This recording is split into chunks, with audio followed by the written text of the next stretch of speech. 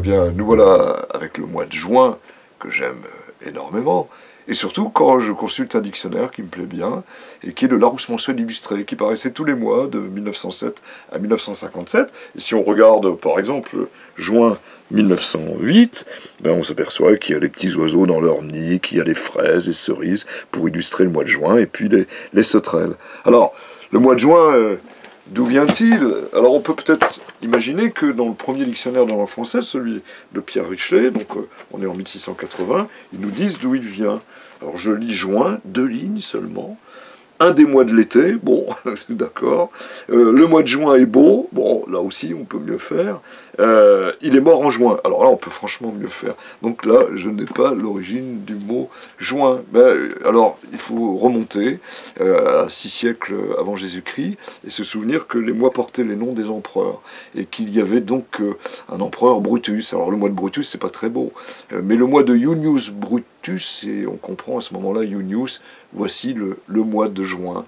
Et ce qui est intéressant, c'est de s'apercevoir qu'on vient de le voir, parfois les dictionnaires, il y a des choses qui leur échappent, c'est normal. Bon, ici, je suis avec le dictionnaire critique de langue française, un seul N.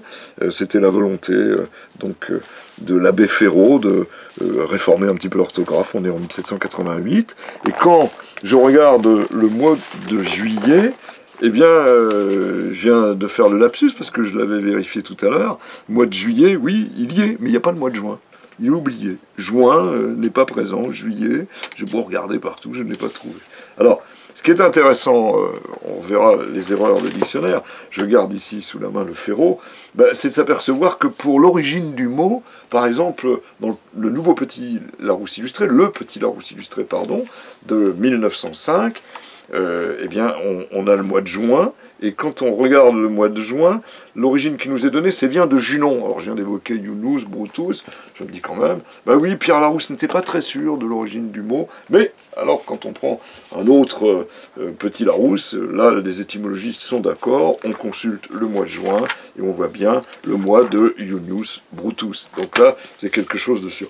On ne peut pas, évidemment, oublier que le mois de juin, c'est le mois avec des prairies, donc prairial, dans le calendrier républicain.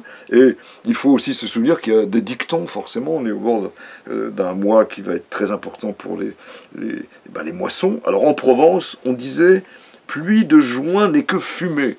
C'est-à-dire qu'elle s'en va très vite en vapeur, donc elle ne donne rien de bien.